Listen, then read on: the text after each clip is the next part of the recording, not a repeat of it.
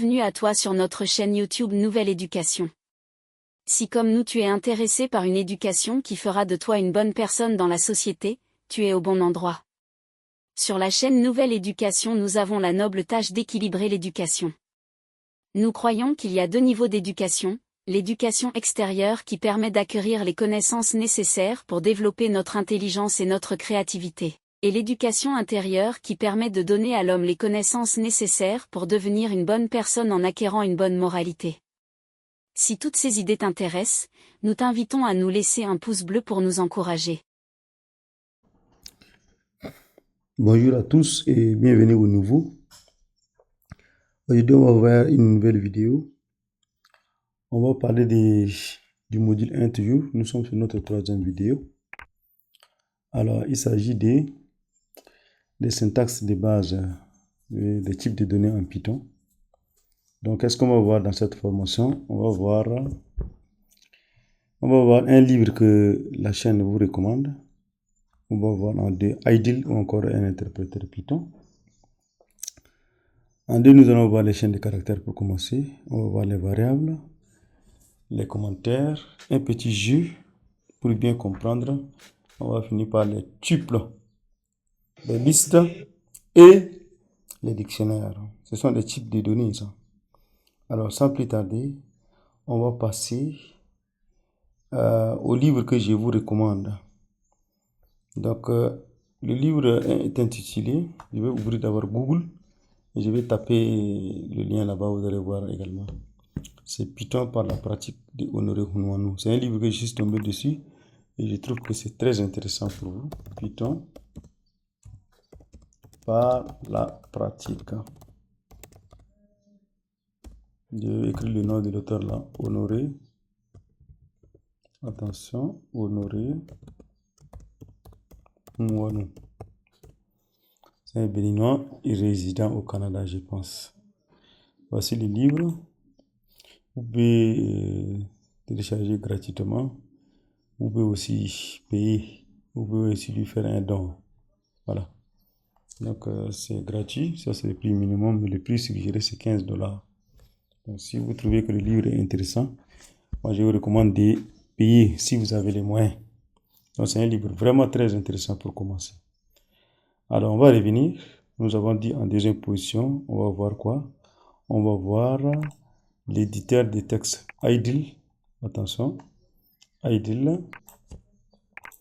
Ou encore un interpréteur de Python. Si vous êtes sous Windows là, dès que vous lancez, vous installez Python, ça vient avec un logiciel qui s'appelle idle. Vous tapez comme ça idle. Vous faites recherche idle et vous allez le voir. Sous Mac aussi il existe. Donc quand je vais lancer, vous allez voir que ça va s'afficher. C'est un interpréteur de Python très intéressant qui va vous permettre de faire beaucoup de choses. Donc patientons un peu le temps que ça lance parce que c'est la première fois que moi je le lance. Je n'ai pas l'habitude de l'utiliser. Voilà, je vais autoriser. Voilà, c'est lui qui est là. Donc je vais agrandir un peu la police pour que vous puissiez également voir ce que ça donne. Voilà, pour que ça ne s'augmente pas. Je vais voir peut-être dans les paramètres. Alors, idle settings. C'est un peu petit, donc je vais augmenter la police. Donc c'est ça, vous voyez ici, size. Je peux mettre bold pour que ça soit en gras. Et je vais mettre ici à 29. Et je fais appliquer. Voilà, ça c'est intéressant. Là, vous voyez que ça sort. Voilà, là, il vous affiche la version de Python. Vous voyez, moi j'ai Python 3.13. Ainsi de suite. Et il vous met quelque chose. Si vous tapez help, ça va vous donner des lettres. Copyright, ça va vous donner les licences de Python. Crédit, ça va parler de crédit. Ou encore vous mettez licence, ça va vous afficher la licence de Python. Nous, on va commencer. Alors, comme je l'ai dit, c'est un interpréteur Python. Il va vous permettre de faire beaucoup de choses. Et vous allez voir les résultats au fur et à mesure. Par exemple, dès que je tape 2 et je valide, vous voyez, il m'affiche 2.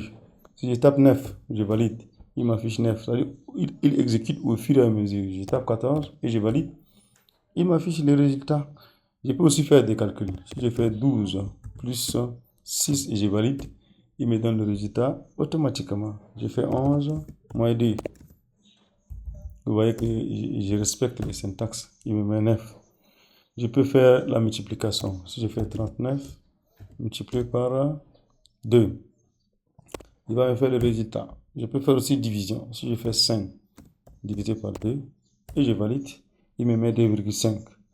Alors vous allez me dire, quoi, si je fais maintenant cette fois-ci 5 comme ça et je divise par 2, qu'est-ce que vous allez me dire? Vous voyez 2. Donc vous voyez ici 2 divisions. Alors ici en haut, ça donne avec les virgules, alors qu'en bas, ça ne donne pas avec des virgules.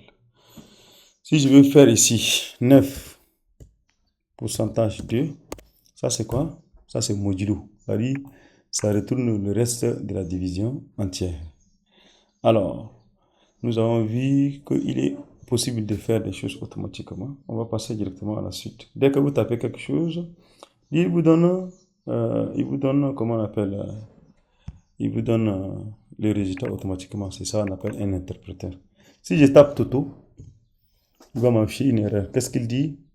Le nom Toto n'est pas défini. Parce que c'est une variable, mais on ne l'a pas défini. Donc pour travailler avec les variables, il faut d'abord les définir. Donc si je fais comme ça, Toto dans simple code, et que je valide, cette fois-ci, il m'affiche Toto. Parce que là, c'est une chaîne de caractères que j'ai mis. Vous voyez, n'est-ce pas? Et donc, c'est simple. On peut revenir à la ligne, ainsi de suite. Maintenant, on va voir les variables. Alors, avec Python, pour travailler avec les variables, c'est simple. Si je fais par exemple A est égal à 10. Alors, ici, j'affiche A. Là, il me dit quoi? Il m'affiche la valeur de A. Là, j'ai créé une variable. Je l'ai affecté une valeur. Python, il est à typage dynamique. Ça veut dire le type d'une variable est connu lorsqu'on affecte une valeur à cette variable. Maintenant, pour savoir quel est le type de A, je tape cette fonction-là, type, et je lui passe A, et je valide. Là, il me dit ici quoi? Classe int, ça veut dire A là est un entier. Si je fais A égale à comme ça, 10.0, et que je rappelle, je fais type A, que je valide, il me dit quoi? Float. Donc, le type d'une variable est défini automatiquement quand on affecte quelque chose. Si je mets par exemple nom est égal à Martin, et si je fais maintenant type de nom, qu'est-ce qu'il me dit? Il me dit que c'est une chaîne de caractères qui est str. Donc ça, ce sont les types de variables. Donc pour déclarer une variable, on a dit, on met d'abord le nom de la variable. Si je fais ici par exemple âge underscore Toto, et je mets égal, je mets ici par exemple 21. Là, je dis Toto à 21 ans. Si je fais ici Toto, non, pardon, je fais ici, comment on appelle, âge Toto, et je dis ici date naissance Toto. Si je mets égal comme ça, 10. Donc, je mets dans double quote. Il y a une différence à ça, on va voir plus tard. 16, 5e mois, 2022 par exemple. Là, j'ai créé une chaîne de caractères. Si je mets maintenant I, tata est égal à 3, ça aussi, j'ai créé une autre variable. Maintenant, si je fais comme ça, 1, tata est égal à 2. Là, il me dit quoi? Il met même là où il y a le problème, il sélectionne même, il te dit que non. Donc, une variable ne peut pas commencer par un nombre, ni un chiffre. C'est clair? Voilà. Donc, voici un peu ce qu'on a comme variable. Donc, pour les variables, on n'a ni accent, ni espace. Et ça ne commence pas par un nombre. Donc, voici ce que vous devez retenir. Nous avons également les constantes. Les constantes, c'est juste des variables dont la valeur ne change pas. Et donc là, pour créer, on va revenir sur ça après. Il suffit de mettre un nom-clé. Nous avons les commentaires. Alors, les commentaires, c'est quoi? Dans un code, tout ce qui commence par ça, si je fais comme ça, je mets ici bonjour. Ça, c'est un commentaire. Les commentaires, ce sont des morceaux de texte qu'on met dans des codes qui nous permettent de nous retrouver. Donc, les commentaires sont utiles pour le lecteur ou encore pour celui qui rédige le code. Mais pour le compilateur ou même pour l'interpréteur, le commentaire n'a aucune importance. Excusez-moi. Ok, on va poursuivre. J'ai reçu un appel, excusez-moi. Alors, on dit Python est sensible à la casse. Cela veut dire quoi? Cela veut dire que si je mets h, je mets égal à 10, et que je mets h, je mets égal à 10, pardon, je vais mettre plutôt âge est égal à 11. Et là, maintenant, si je dis âge égal à âge, qu'est-ce qu'il va me dire? Il va me dire que c'est vrai. Mais si je fais âge est égal à âge, qu'est-ce qu'il va me dire? Il va me dire que c'est faux. Cela veut dire quoi? Minuscule et majuscule, c'est pas la même chose. Donc, on dit que Python est sensible à la casse. Donc, nous parlons des commentaires. On a dit qu'il y a plusieurs façons de faire les commentaires. On peut commencer par dièse, comme on l'a fait ici. On peut aussi faire comme ça. 3 fois double quote. Et on met ici mon super commentaire. Ça, c'est commentaire sur plusieurs lignes.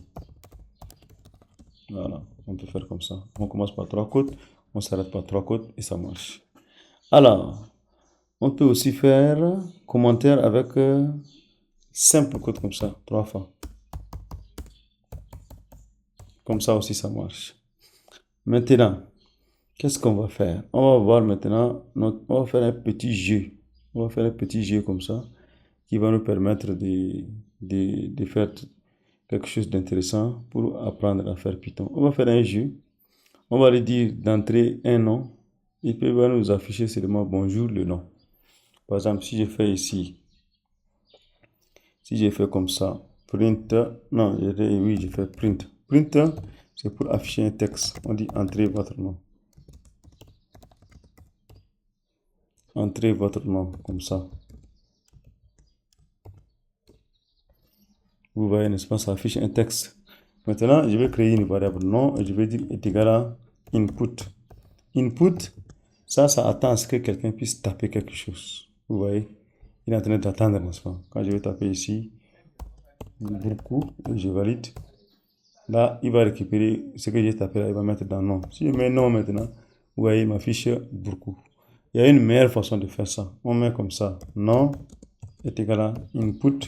Et on met le texte qu'on veut là directement à l'intérieur. Par exemple, entrez votre nom. 2 points. Et je ferme. Pardon. Quand je vais valider, là, vous voyez, il met entrer votre nom et puis il m'attend. Ça, c'est mieux par rapport à ce qui est en haut. Et donc, je vais écrire ici, je m'appelle Karim. Je tape entrée et que j'affiche maintenant nom. Il m'affiche Karim. C'est très simple. Donc, pour créer le jeu, on va ouvrir Sublime Text. Là, je vais ouvrir Sublime Text rapidement. Je vais faire CTRL N et je vais fermer tout ce qui est à gauche ici. Comme ça, on va être, comment on appelle, je ferme ça. Ça aussi, je ferme. Ne voyez pas le code là. Je vais fermer ça. Ça aussi, je vais fermer. Voilà. Et là, je vais agrandir un peu. Alors, pour faire un code, on va mettre d'abord un commentaire. Par exemple, on va dire ici, notre premier jeu. Alors, on va mettre ici, point comme ça, juste pour faire un peu d'élégance. Et là, je vais mettre ici. Le jeu, ça va être hello seulement. Hello, non, c'est tout. C'est pas un jeu qui est compliqué. Et donc, on va mettre ici, nom est égal à input. Entrez votre nom. Là, vous voyez, j'ai déclaré une variable. Et la variable là, elle va d'abord attendre à ce que quelqu'un tape quelque chose dans la console et puis elle va récupérer ça là-bas. Après avoir entré, maintenant je vais afficher. Je vais faire print et je vais dire ici, votre nom est. 2 points, comme ça. Et je fais ici, votre nom est et je vais faire comme ça. Plus nom, ça veut dire on concatène, on appelle ça la concaténation. Plus nom comme ça. Et donc là, il faut que j'enregistre. Pour le moment, je ne l'ai pas encore enregistré. Je fais CTRL S. Je peux le mettre n'importe où dans mon ordinateur. Je vais mettre par exemple dans document pour le moment. Et là, je vais lui donner un nom. Je vais lui dire par exemple g1.py. Donc, tous les fichiers Python là ont l'extension .py. Donc, il faut faire g1.py, vous faites save. Voilà. Dès que j'ai fait save, vous voyez que la couleur a déjà marché. Il a reconnu ça. Maintenant, pour exécuter un programme qui est avec Python, là, je vais ouvrir un autre terminal. Ici aussi, ne voyez pas les Mitsubishi là. Je vais ouvrir un nouvel onglet. Alors, je vais agrandir. Pardon, est-ce qu'il est parti? Est-ce qu'il est parti? Attention, je vais faire CTRL plus. Alors, je vais me déplacer dans le dossier. J'ai dit que je suis dans le document, n'est-ce pas? CD, document. Si je fais ls, vous pouvez voir mon fichier là quelque part ici. Alors là, j'ai mon fichier, voilà, là, g1.py. Et donc, pour l'exécuter, c'est simple. Pour l'exécuter, je fais Python, je mets g1.py, c'est tout. Et c'est comme ça. Quand je vais valider, là, il va me demander, attention, il me dit ici, Python n'a pas été, c'est parce que la version de Python que j'utilise, c'est Python 3. Voilà, là, il me dit, entrez votre nom. Alors, qu'est-ce que je vais taper? Je vais dire ici, Bruno. Je valide, il me dit ici, votre nom est Bruno. Félicitations, nous avons fait notre premier jeu avec Python. Alors, on va revenir ici. Nous avons dit, après le jeu, on va voir les listes, les tuples et les dictionnaires. Les listes, c'est simple. On va revenir sur notre fichier là, idle, et on va continuer. Les listes, il y a plusieurs façons de les créer. Je vais mettre par exemple liste 1 est égal, comme ça. Je vais mettre 1, 2, 3. Je vais mettre un texte dedans. Bonjour. C'est comme les tableaux, quoi, les listes. Voilà, vous voyez maintenant. Si je veux afficher le premier élément, je fais liste de 0. Parce que les listes, ça commence toujours par l'indice 0 et ça finit par l'1. Si je veux le dernier élément, ça va être liste moins 1 parce que là je veux le dernier élément. Vous voyez ici, il m'a mis bonjour. Et donc on a également la taille. Je vais mettre comme ça len list. Il y a une fonction qui existe qui s'appelle len et qui vous retourne le nombre d'éléments. Si ça, c'est une liste ou une chaîne de caractères. Là il me dit qu'il y a 4 éléments sur la liste. Et donc on peut facilement ajouter quelque chose. On peut faire ici liste. Pardon, liste. Si je vais ajouter, c'est liste.append. Append, simple comme ça. Je vais dire ici, bonsoir. Et là, si je fais maintenant liste, il m'affiche et il m'ajoute ici, bonsoir. Vous voyez, il a ajouté quelque chose. Et donc, si je fais encore la taille, vous allez voir que cela va changer. Ça, ce sont les listes. Donc, je vais vous laisser, vous allez, pour savoir toutes les fonctions qui sont sur les listes, il suffit de faire ça. Dire liste. Dire sur une variable, il vous affiche toutes les fonctions que vous pouvez utiliser sur cette variable. Vous voyez, ça c'est ce qu'on vient d'utiliser. Clear, ça permet de vider. Copy, ça permet de copier. Count, ça compte les éléments, c'est comme len là. Extend, ça permet d'agrandir ça. C'est comme on a deux listes, on peut les associer. Index, ça permet de retourner l'index. Insert, ça permet d'insérer. Pop, ça permet de supprimer à la fin. Remove, ça permet de supprimer quelque part. Reverse, ça permet d'inverser. Et puis sort, ça permet de sort, ça veut dire quoi? Ça permet de trier. Voilà le mot, je l'ai trouvé. Et donc, avec Python, si vous avez une variable, il suffit de taper cette fonction-là. Dire, vous pouvez passer la variable et Python vous affiche toutes les fonctions qu'on peut utiliser sur cette variable. Donc, après les listes, nous allons voir les tuples. Les tuples, là, c'est simple. Je peux dire, par exemple, A, virgule, B est égal à, comme ça, 1,3. Et je valide. Là, si je fais A, il me donne combien? 1. Si je fais B, il me donne combien? 3. Ça veut dire, les listes et les tuples, c'est la même chose. Hein. Si je fais comme ça, tuple, c'est la même chose à une seule différence près. Les tuples, quand on les crée, on ne les modifie plus. C'est ça la différence. Si je fais ici tuple.append, bon, je vais faire d'abord liste. Je l'affiche d'abord, tuple. Voilà, si je fais maintenant dire pour afficher les méthodes qui sont sur les tuples, alors là vous voyez, j'ai ici count et j'ai ici index. Vous voyez qu'il n'y a pas à peine, il n'y a pas quoi. On ne peut pas insérer quelque chose dans une liste, dans une tuple, pardon. Donc eux les utilisent souvent pour, par exemple, l'entête d'une fonction, des choses comme ça, l'entête d'un tableau, des choses qu'on sait que ça ne va pas modifier, c'est fixe quoi. On peut l'utiliser. Sinon, c'est la même chose, comme les listes. Si je fais type de 0, il m'affiche le premier élément, ainsi de suite. Bon, les dictionnaires, c'est comme les tableaux associatifs en PHP. Vous avez clé, vous avez valeur. Si je fais par exemple dic égale, et que je fais ici, comme ça, attention, j'ai tapé entrée, je fais comme ça, non, Et là, je mets le nom. Par exemple, je dis le nom, c'est Boutou. Je fais virgule. Encore, je fais une autre clé. Je vais mettre ici prénom. 2 points. Je vais mettre ici Batson. Je ferme. Attention, je n'ai pas fini de taper. Attention, je n'ai pas fini de taper. C'est pas grave. Je vais copier ça. Je vais coller ici. Voilà. Et j'ajoute simple code. Je ferme. Voilà. Là, j'ai créé un dictionnaire. Si je fais dic, voilà, il m'en fiche mon dictionnaire. Maintenant, si je fais dic comme ça, crochet des noms, ça veut dire je veux la clé. Attention, c'est plutôt ici, crochet des noms, et que je ferme. Voilà, il m'affiche le nom. Alors, si je fais dire, et dic, vous allez voir les fonctions qui existent sur le dictionnaire. Je peux l'utiliser ici, je peux utiliser clear, ça permet de vider, ça copie, ça récupère les clés, ça récupère, et ça c'est à partir des clés, ça récupère les clés, ça récupère les items, ça affiche des clés, ça s'ajoute un item, ça veut dire un élément, ça met en défaut, update, ça veut dire c'est pour modifier, et voilà où ça récupère des valeurs. Si je fais par exemple dit.values avec être, qu'est-ce qu'il va afficher? Il affiche ici les valeurs et non les clés. Si je fais dit ici, point keys, et je valide, il va ici les clés. C'est très important. Les dictionnaires, ça nous permet de faire beaucoup de choses. On va revenir sur ça, vous allez voir quand on utilise plus les dictionnaires et les listes et les tuples vers la suite. Bon, ça c'est juste une introduction, donc on ne va pas aller très loin. J'espère que vous avez compris au moins quelque chose sur Python.